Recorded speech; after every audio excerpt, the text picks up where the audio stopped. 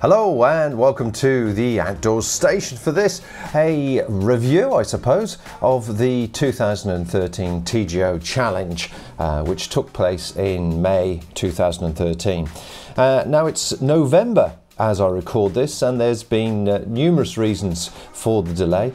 There's an awful lot of work involved in editing the sequences together, and to be honest, it wasn't a good crossing for me in numerous ways, which will become clear as the story unfolds. So anyway, what I'm proposing to do this particular trip is to go through the map, go through some Google Earth images, and go through some pictures and videos to help explain what the terrain's like and what to expect. Now, of course, on this particular trip, I wasn't on my own. I was joined by my compatriots. That is Tony Bow on the left and Lee Wells on the right. Regular podcast listeners will recognise the names. They've been on several trips with me, or I've been on several trips with them. That's the other way around of putting it. And in this particular case, both Tony and Lee had organised everything for the trip. They did all the routes, they did all the planning, and it was particularly a special event for Tony. For Lee, it was his 10th crossing, and that 10th crossing is really quite important for people who love doing the TGO Challenge. I think it was my 7th, and I have a feeling, but it'll become clear in a minute, it was Tony's 14th. It's an addictive pastime. Once you've done it and get involved, you can't help but keep going back to Scotland in May for more. So let me just give you a run through of a few things. As I say, it wasn't a particularly good crossing for me. That will become clear shortly. From a technical point of view, what did I do? Well, I filmed all the event using this little thing, the little Lumix still camcorder, but it takes high definition video, and that was in my pocket with this little collapsible tripod at all times. The plan was basically to try and make a very detailed video, but the weather was against us pretty well 99% of the time. So it was a lot of just grab shots, and as much as I'd like to have taken lots of video and pictures of people sitting around camp enjoying meals and a good banter, we were usually so cold, so wet and so tired, we literally just crawled into our sleeping bags and went straight to sleep at the end of each day.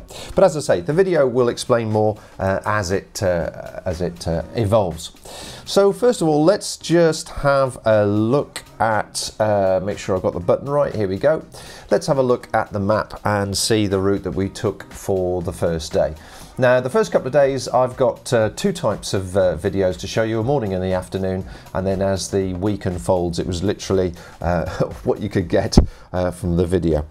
So there's Mallaig there. I can just see the mouse circling around Mallaig, and what a lot of people do the first time is to catch the ferry in the morning, which is about 10 or 11 o'clock ferry, and go all the way across here to Inverary and start the walk from Inverary, which is a beautiful trip if the weather's on your side and you're straight into the landscape. However, what Lee and Tony decided to do was start from Mora. So we stayed overnight in Fort William, caught the train first in the morning down to Mora, got off the train and started off walking down the coast, down the side of the Loch Mora here. Now this walk, as you'll see from the video, is a lovely, easy walk. As I say, you're straight out into the hills. In fact, that's a nice little circuit to do, is to walk down to along the coast, along the loch side there, to Tarbert, and then catch the ferry back to Mallaig if you're ever in the area. That's a lovely circuit. So that seems fairly straightforward, and as we had a good start to the day, I think what I'll do is I'll just run the video that encapsulates that clip up to Tarbert, and you can see what the weather conditions were like and all the rest of it. So right, yeah, well, here we are, start of the TGO with all the details to go with it.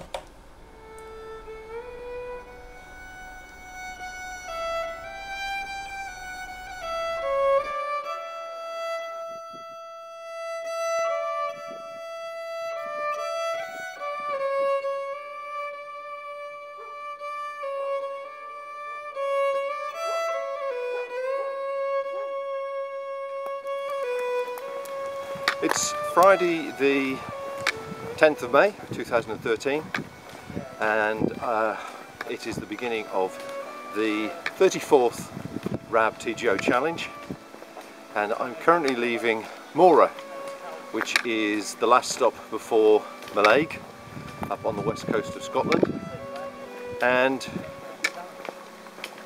we are aiming for the east coast, about 200 miles away, give or take. Behind me you see fellow challengers, and on your right is Lee and Tony, who are my companions for this next 2 weeks, and it is actually Lee's 10th crossing, which is an epic part of the challenge history to do 10 crossings. I think I've lost track. I think I'm on my 7th, and Tony, how many have you done, Tony? 14. So Tony's on his 15th. This is my last. And his last, apparently. So I don't know what we're going to do as regards to video clips. I shall probably just try and put together a little story piece about areas as we go through, without it being too long-winded and boring. But I thought it'd be a fine way to start the video by showing what it can be on a good day up here on the west coast of Scotland when it's not snowing or raining. It's a beautiful, beautiful place. So if you're ever thinking about doing the TGO challenge and you want a challenge literally to walk 2 weeks, carry your own gear, obviously camp all the way, and usually pick up food and food drops en route, then this is the perfect adventure for you. Look at that view.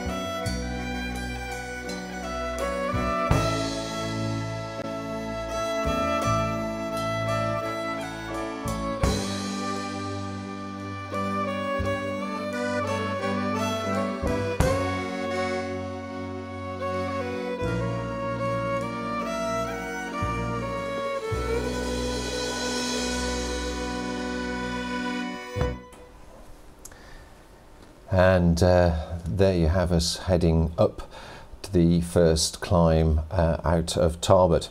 Now let's just review that. So we had a good start to the day. Where are we? Let's bring that in.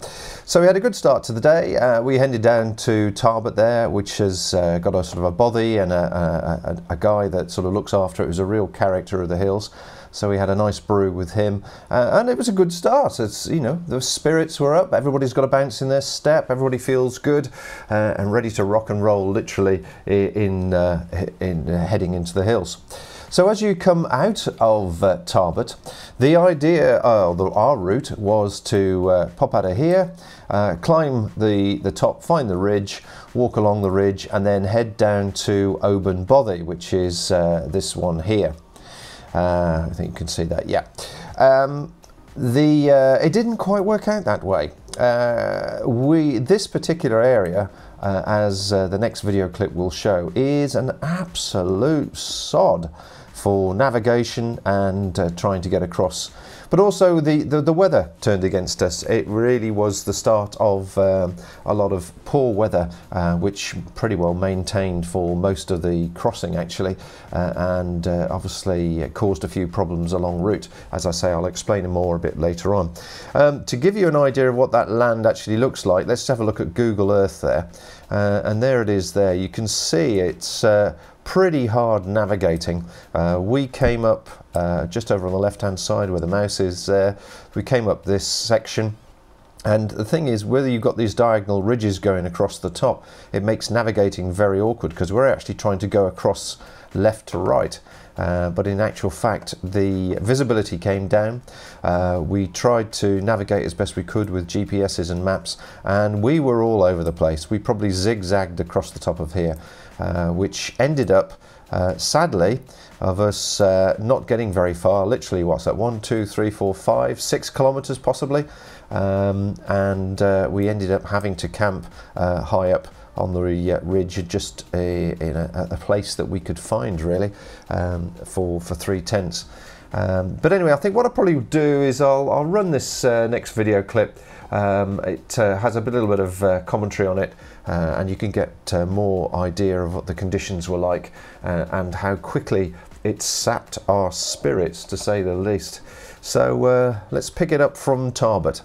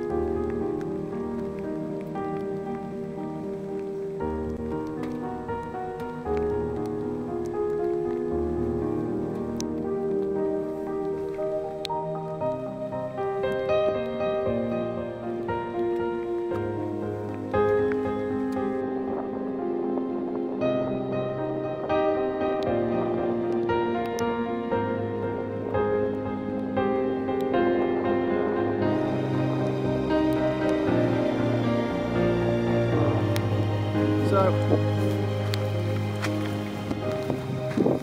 this is what it can be like on something like TGO Challenge. First day was great. Started off this morning, fantastic. This afternoon, the climb for Tarbert was a stinker, and as we climbed, the cloud dropped, and it's been persistent rain.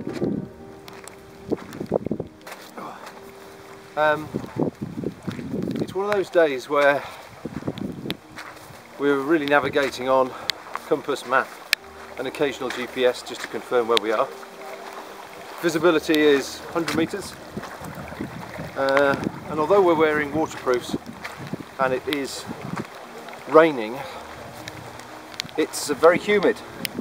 Not hot humid, it's just there's no wind, and it's not very warm even, but you can feel the humidity. So the guys have got Paramo on, I've got the Pertex shield jacket, and you know, there's just no breathability.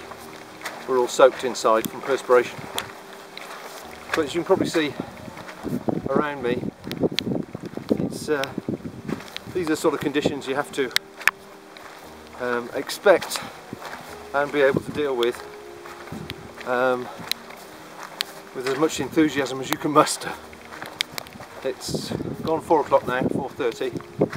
We wanted to be down to Obenbothy by 5, which we're not going to do.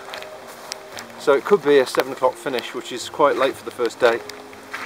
And to be honest, I'm shattered now. I can really feel it on my thighs, on my knees, even though I'm not carrying what I class very much weight. I certainly know exactly what we've done today. So wherever we pitch up camp, we'll switch back on again, and that's where we're heading at the moment, into a pea soup.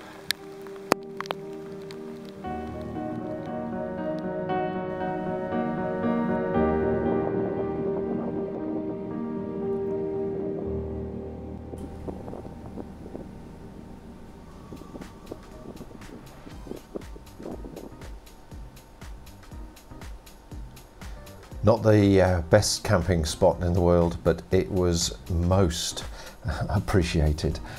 So there you go, that was the first day. Very, very tough going. Now the other chap in the red jacket at the beginning of the video clips there, Colin, he walked with us round to Tarbert, and in actual fact he went over to went round the coast. I think he said, because we bumped into him later, he took the path here round the north side of the coast, and once he got past the end of the path there on round to the most northerly part, he said it was deadly going, really, really steep, very, very slow, but he made it round. And we also spoke to another challenger, I think it was a lady actually, later on, who went round the south edge, who we never actually met until later on in the event, and she said it was equally dangerous and slippy and steep. So a lovely start. If the weather's on your side, fantastic. If it's not, then well, it's typical challenge conditions. They don't call it a challenge for nothing. So let us just have a look at the final conclusion of that day. So it was only 18 kilometres we covered, but there's a reasonable climb in there, and as I said, it's a very, very steep climb out of Tarbert. Goodness knows the descents we did. We were zigzagging all over the top, to be honest. And so though we estimated it would take us 6 and a bit hours, it actually took us, well, probably 9 hours plus, and we didn't actually finish until 9 o'clock. Sorry, 7 o'clock, so it was good, 9 hours plus. And we crawled into our shelters. We were sopping wet from perspiration and the rain, the persistent rain, and the sort of the mist type atmosphere that was around us. Really made it just very, very dewy, very, very heavy, terrible condensation in the clothing and also in the shelter. But I seem to remember we all had to cook inside the shelter because the weather was just blowing us around. So it was a tough first day, a very tough first day, and they don't call it a challenge for nothing. But when we come on to day 2, I'll tell you about the mistake that I made.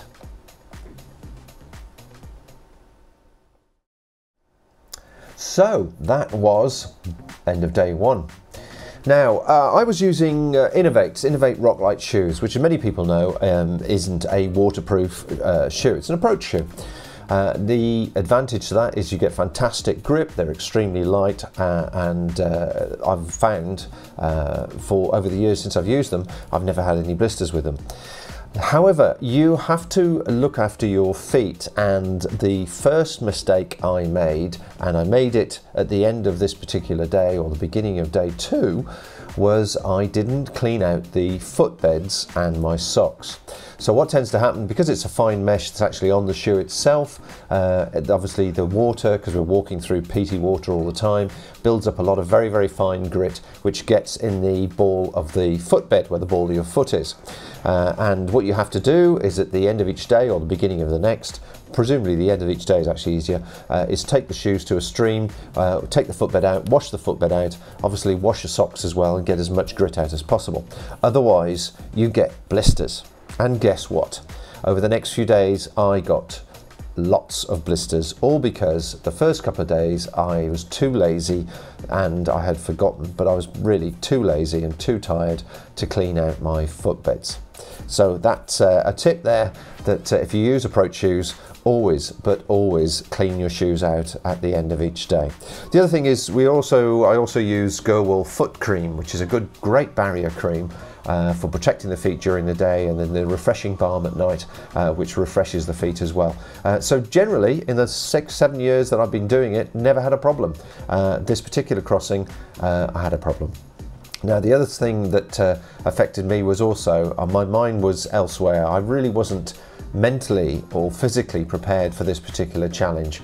Normally I do a lot of training, get out in the hills, do a whole variety of things, but I was in the middle of other commercial and domestic activities at home, and literally I just grabbed my stuff and went. So that was the second mistake I made. Anyway, let's have a look at the map and see where we are, where we got up to with this particular story.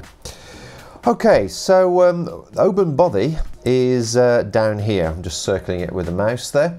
That's where we were hoping to have got to at the end of that particular day. However, we were a couple of kilometres away up here, still just below the ridge. So consequently, we had decided that we weren't going to head down to Oban Bothy for a brew or whatever, because the next part of our route actually took us up here to Glen Desiree. So that's what happened really. It was a long, slow descent. You'll see from the video just how tired and shattered I look. It's not one of my best images, I must admit. As we came down, it was a very, very bad night's sleep. As I said previously, based on the tiredness that we all felt. Well, I felt particularly, but also sort of the poor conditions. I really wasn't in the best of moods for pretty well the whole trip, to be fair.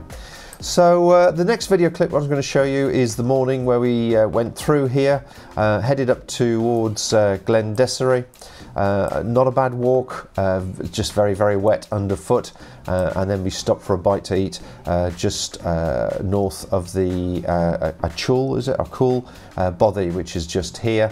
And we headed up here. But the first clip will take us through to this particular section. So let's just continue our epic story.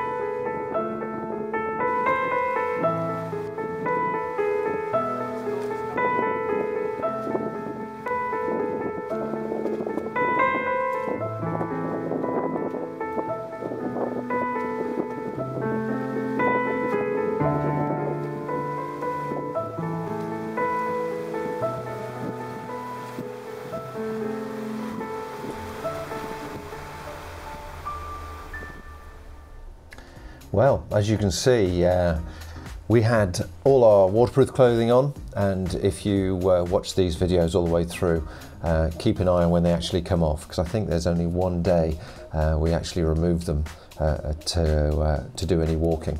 Now, before I recorded this, or started recording this, obviously it's a few months since we actually did it, I spoke to Lee just to confirm that our overall impression of the event, and he agreed with me that actually it was a very, very cold and very, very wet, pretty well all the time.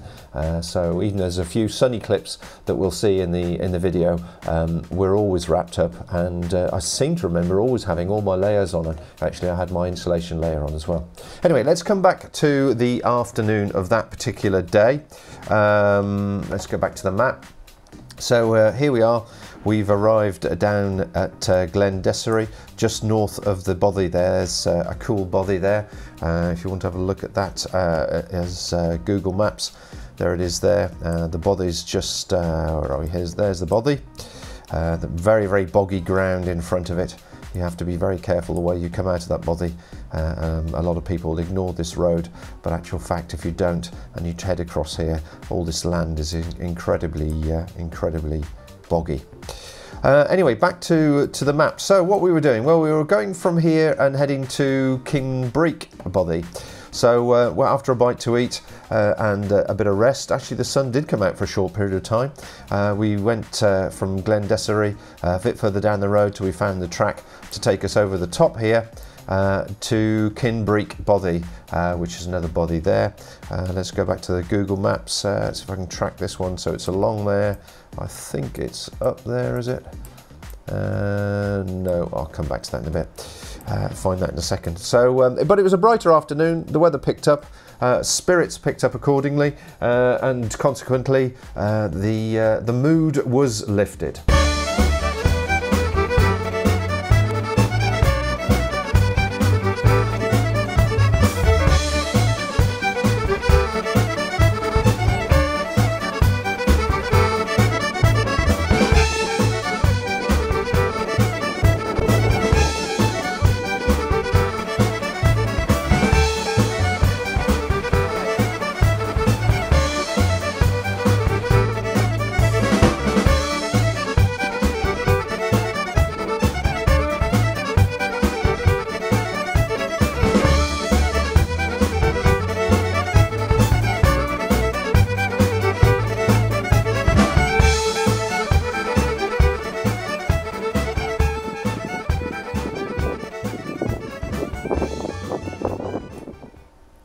So there you go. That was a bit of a brighter finish to the day, but still very, very cold. Camping down at Kinbreek, just outside of the bothy in the background, and where are we? There it is. There's Kinbreek bothy, and we camped just in front of it. Again, very, very boggy ground along here. Crossing the river is one thing, but actually just keeping out of the bogs in the process. It takes you a long time to do a kilometre across this before you get to some of the mountain tracks. And from the air, that's what it looks like. Let's have a look here. So as you can see, lots of pools of water, lots of lying wet ground before you try and get across that particular ground. So let us just review what day 2 actually consisted of time-wise. There you go. So it was a 19-kilometre day, only 700 metres ascent. Obviously a fair amount of descent, having come down from where we camped the previous night. The estimated time, once again, should only have been 5 hours. That's based on about walking 4 kilometres an hour, 4.5 kilometres an hour, which is the pace that Lee, Tony and I tend to set when we're walking. But it was so wet and boggy underfoot, it actually took 10 hours. So another pretty tough day. But anyway, on to day 3. Now, by this stage, well, I particularly, I can't talk for the other guys, they were stalwarts, they just kept going. but I must admit I was starting to feel pretty shattered. I was tired. As I say, I wasn't really physically prepared for it. In previous challenges, I've always done sort of 3 to 6 months training, running and so on, to make sure I feel strong enough. But certainly by this stage I had a good handful of blisters across the balls of both feet, so I was hobbling. And I think it was about now that for some reason one of my legs started to, well, I thought it was shin splints, but it started to swell up around the ankle, so I was beginning to hobble. Anyway, so today we were heading for day 3, we were heading into Invergarry, the campsite at Invergarry. So here we are down at Kinbreek Bothy, just down here. Once we got across the river, which wasn't such a big deal, but it was just very boggy, there was established tracks taking us, as you can see here, Land Rover tracks, taking us down to the bridge and cutting across there and heading onto an established Land Rover track here just southeast of Tom Doone Hotel. We've bypassed the Tom Doone Hotel. Sadly, that seems to have gone further and further downhill since I started doing it 7 years ago. It used to be fantastic, a good place to call in, but people tell me it's not particularly good these days. They used to have a bunkhouse and all sorts of things there, but they've finally closed. So yeah, we cut across here. This was hard going. I seem to remember somewhere along the lines actually crossing a very, very dangerous bridge, but I can't quite place it at the moment. Before we headed on to this established Land Rover track, which went through green fields here, all the way along here, and through the forest, all Forestry Commission, through to Invergarry. Again, not bad walking on a fine day, but the weather was against us. We had a headwind. As I say, my feet were killing me. I wasn't in the best of spirits, but we still battled on through to Whitebridge. Now Invergarry here, you can see there's 2 campsites marked. There's one there where the mouse is, and one there. This one wasn't open. I think that closes during sort of out of season. But this one up on the farm here was very good, but sadly this last climb coming up out of the forest and up the road here was just a killer. But thankfully we all managed to do that, and then we got a lift down to the hotel at Invergarry and had a big meal and some alcoholic refreshment, which obviously improved the spirits somewhat. Let's just have a look at that on the map. Where are we? There's the bothy there at Kinbreek. So we camped down here somewhere, took the path across, headed out along here, along the River Kingie, and obviously I've just shown you on the map where we went into Invergarry. So I can't think of any other news there, so let's just run the video and see what the day consisted of.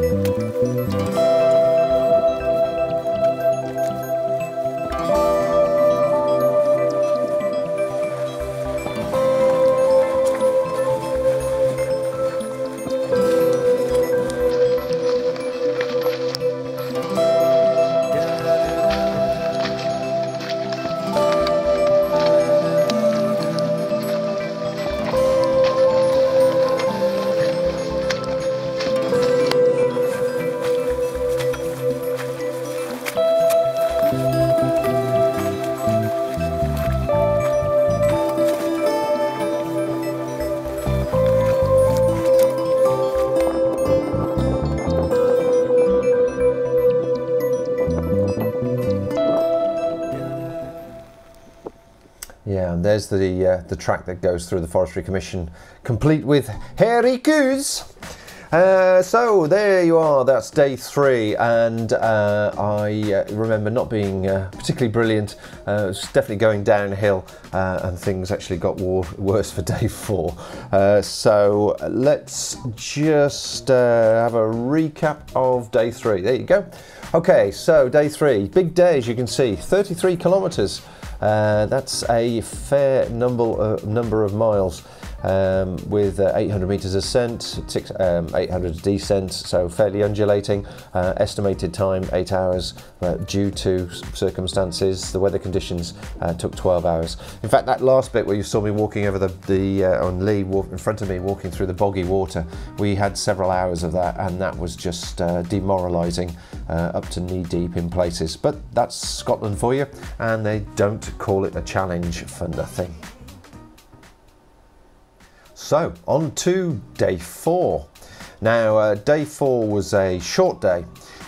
We used the facilities at Invergarry Hotel a couple of times. We had a good breakfast there to start a day, lift the spirits. The feet were still aching, I have to say, and yeah, we all wanted some respite from the weather. It'd been particularly cold, and I was much lower, at a much lower ebb than Tony or Lee, but we were desperate for a little bit of TLC. Now, we stayed at the campsite at Invergarry here. Where is it? There it is there. At the farm campsite there at the top, the one with the pond, which actually is a lovely, lovely campsite. But we walked all the way up here to get into the campsite. Then you have to climb this bank up here, and oh gosh, last legs to get to the reception, which is up here, to get to sign in. But on a good day, when it's nice and sunny and you're feeling in good spirits, wonderful. So we came out of the campsite, obviously down the road to Invergarry here, down to the hotel for some breakfast, before heading off onto the path. And the path actually here is behind the hotel, and takes you round the side of Loch Oich, and then up to the Caledonian Canal.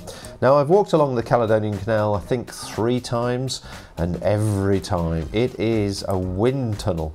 The wind whistles down there, and sadly I've not been in the best of conditions every time I've walked down there to Fort Augustus. And so consequently it was a bit of a hobble for me, but again, thankfully a very, very short day, very, very easy going. Just it was a case of mind over matter. Now, I seem to remember also we called on the assistance of Rose to try and find us a bed and breakfast or some accommodation in Fort Augustus, because we all wanted a bit of TLC, and consequently the trying to get accommodation, the place was full of challengers, all of whom wanted to do exactly the same thing: get out of the weather, dry some stuff out, rest, treat their blisters, ready for the next day. So it's a very short clip, this, but it gives you an idea of what it was like. Oh yes, this is the other thing I just noticed. When we stayed at the campsite on the farm there, it snowed that night, so we had snow and sleet during the night. Gives you an idea just how cold it was, and of course that tends to dampen the spirits as well when you're feeling really, really tired. So forgive the state of my shelter, which is the first picture you see, but I just literally crawled out of it to take a picture of it before crawling back in and rolling over and going back to sleep.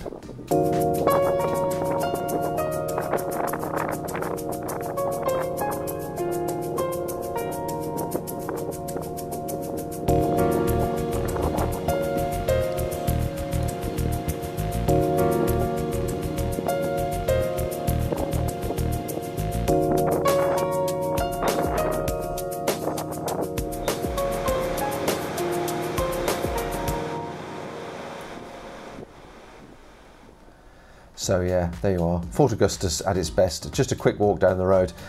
In fact, I don't think the picture of the tent was there. It was the end of the previous day I showed it to you, but it was freezing cold. So we were glad to keep moving and keep warm, and that full breakfast did the trick. So let's quickly have a look at the actual details. there you go, very short day, 14 kilometres, not much in the way of ascent and descent, just wandering through that forestry path. Again, it shouldn't have taken more than 3.5 hours, but actually it took 5 due to the howling wind that takes place down the Caledonian Canal. So, on to day 5. So we'd had a pretty good break and rest in Fort Augustus. Good idea to have a good day's rest if you can. We arrived, I think it was mid-afternoon, early afternoon, obviously visiting the pub and having a few beers to help relax, and then we went to the B&B, which the lady I seem to remember wasn't going to open that particular day, but Rose begged for her to open, and I treated my feet and blisters, and I think the guys also relaxed, and we had a good amount of sleep and a good meal that night. So it was a good relaxing night, which set us up nicely for the following day, of course, which is General Wade's Path and the Corrieyairack.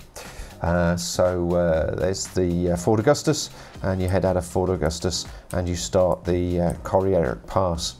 Now, halfway up, it's quite useful. There's a bothy here, Blackburn Bothy, which is a nice place to take a break. If you have a look at the Google Maps there, as you can see, plenty of zigzags to take you up there. And then, sorry for zoom in, wrong way, zoom in. Here we go, it's up here somewhere, there it is there. There's the bothy, which is nicely sheltered and tucked out of the hills. It's a good place to have a break if you're going up here, but actually it's a lovely camping spot as well before you tackle the Corrieyairack Pass itself. Now the pass itself does cover a decent height. I think about 700-800 metres almost at its highest point, and consequently the weather, if it's cold, is going to be a darn sight colder up there, which sure enough it was when we headed up there, and as you'll see there was snow on the tops. Now on the other side of the path there's not Kinbreak, there is Melgarve Bothy, which is another place, so you can head from one bothy to the other. A lot of people head over to Melgarve and camp at Melgarve, and then a bit further down the road from Melgarve, let me just show you that, there's Melgarve Bothy here, just there, yeah, where the mouse is. And then a lot of people camp down here at Garver Bridge because that's quite a nice spot as well. But actually it's halfway between the two in these trees here. There's a couple of nice spots tucked out of the wind, which is where we headed. I think it's this particular one we actually headed to, which is really nice, very nice. So it wasn't too bad a walk. We're in good state of mind, reasonably well prepared following our rest. But I'm just going to show you the video now of how the day unfolded.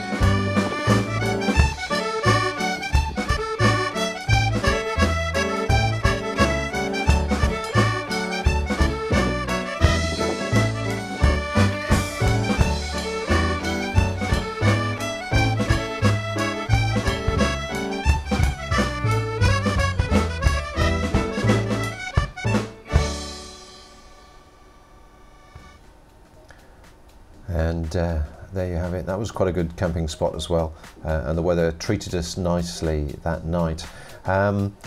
What's something I was going to say to there over the top of Corrieyairack? Oh yeah, the Corrieyairack Pass. That's been smoothed out, I think is the right term. The first few years, about 6-7 years ago when I first did it, the stones underfoot were much bigger and your feet rocked and rolled all the time, which played havoc on the ankles and the blisters, of course. But as you can see, there's a much more finer surface, presumably for a lot of the access for the vehicles. So they're doing very much of, I think it's damming work up there or something. There's a lot of engineering work going on anyway, so that makes the surface underfoot much better. Anyway, let's have a look at the final details for day 5. There you go, 22 kilometres, not a bad day, 1,000 metres to going over the top of the Corrieyairack Pass, 700 metres descent. And as you can see, it looks like we're getting a bit faster. Estimated time should have been 6.5 hours, but actually it took us 8. Well, let's now continue on to day 6. And day 6 was the day that I almost packed it in. My leg had really swollen up. My blisters were obviously ongoing on a daily basis. Even though I was treating them, I still were going through various stages of discomfort. I was on Nurophens and trying to control the pain, and still trying to be in reasonable spirits, although I'm sure I wasn't particularly good company. So the rest of the guys were very good at cajoling me along.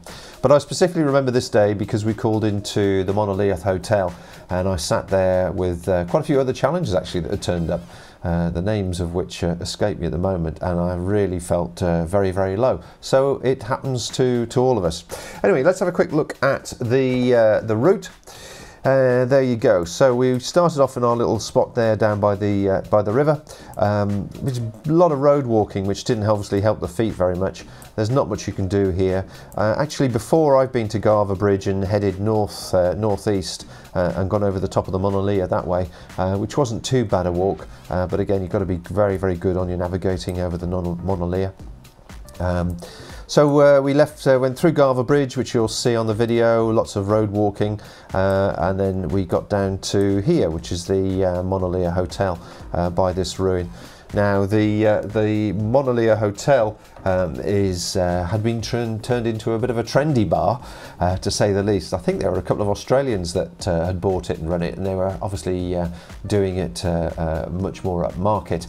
And when they had a dozen or so smelly, wet, dirty, muddy challengers come in, obviously they rose to the challenge to serve us food and drink, and then literally as soon as we left the rooms, we could hear all the hoovers starting the cleaning as they started to clean up after us, which was a bit amusing.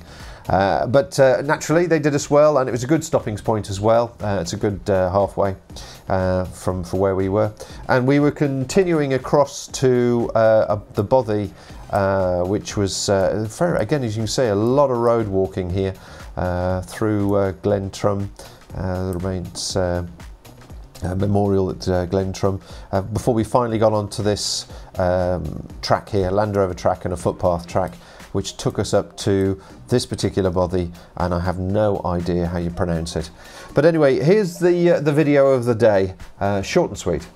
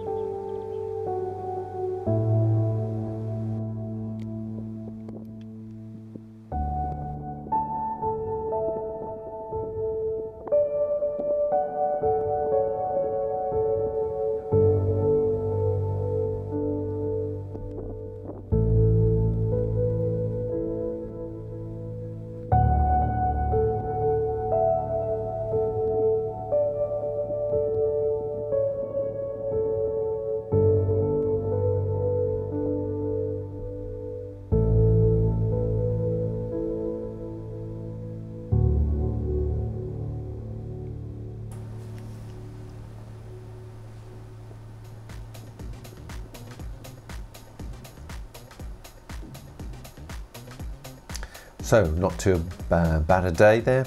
Reasonable finish, nice body. And that's where we met Matt, another challenger who was good company for the night.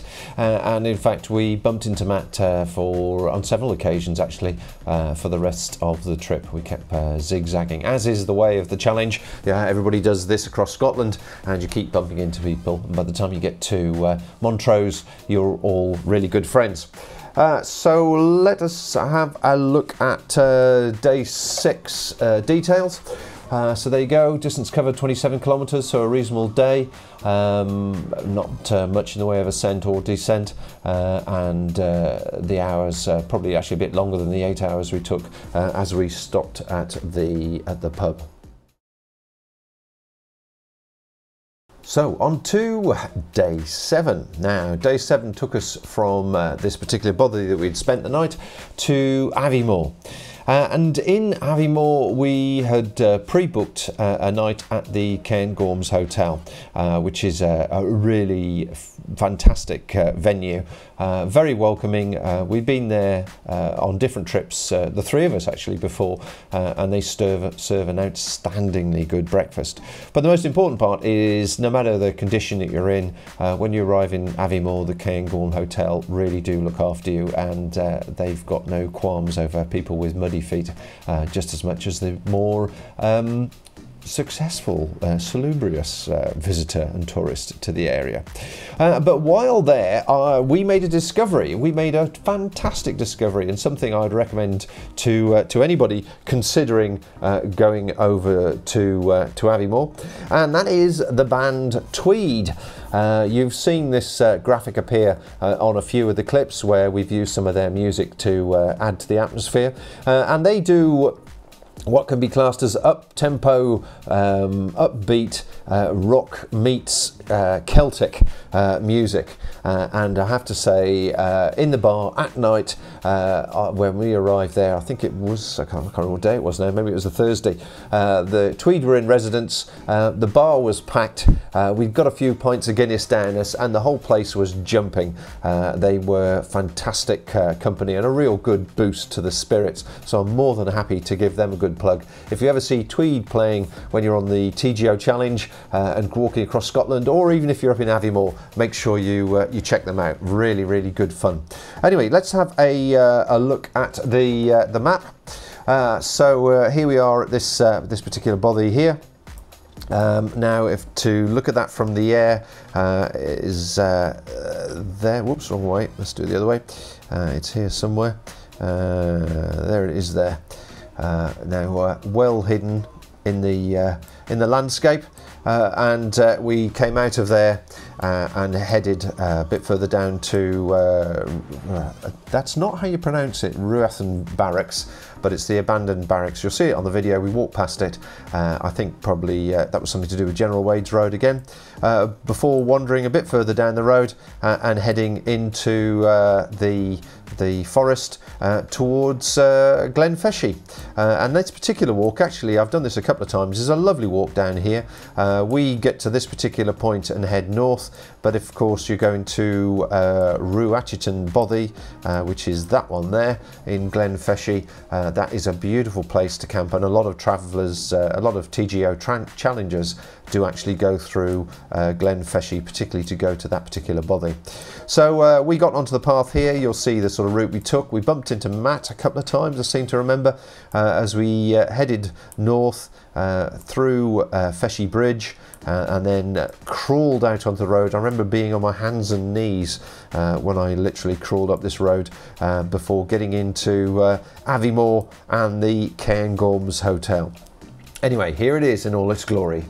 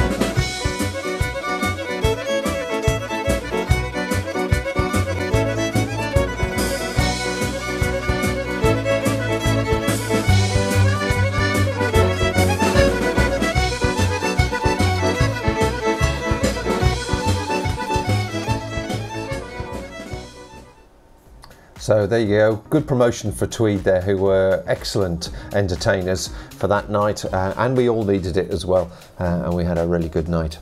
So that brings us to the end of the 7th day. Let's just look at the details. A reasonably long day again, almost 30 kilometres, and what's that in real money? That's good 20 odd miles, isn't it? With only 400 metres ascent and descent, and I seem to remember actually it was on this particular trip, it was the dodgy bridge on one of those forestry tracks somewhere. But yeah, it took us a good 8 hours, if not more really. I remember, as I say, being literally dog-tired when we got into Aviemore, hence the reason the camera was so shaky as we literally came round the corner. I think Lee broke into a sprint as he did. So that brings us to the end of the first part of this TGO Challenge 2013 review. I hope you have enjoyed what I've shared with you. As I say, it isn't always roses, and I'm happy to admit that I made a lot of mistakes personally on this particular trip and got myself into a mess, which really all came down to the first couple of days of not looking after my feet properly. Had I done so, then I wouldn't have had as many problems, and although it never transpired that it was shin splints, I don't know why my leg really swelled up the way it did, but it caused a lot of pain and took several weeks for it to heal afterwards. So that is probably pretty well everything I'm going to say on the subject. I'm going to bring it to a close now, and you can hopefully join us for part 2 of this series shortly. Since 2005, over 5 million people have listened to the Outdoors Station audio podcasts, and over 1 million have watched the videos. You can subscribe to the Outdoors Station in numerous ways.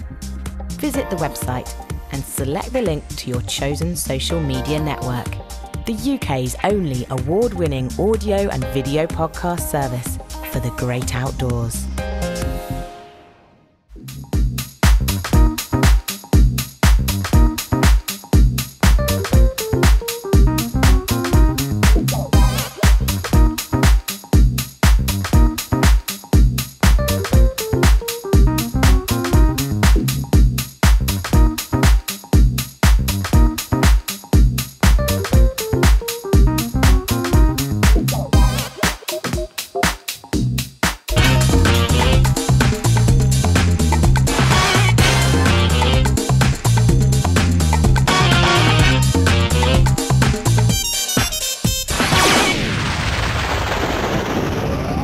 Machine will have eyes, ears, and a voice.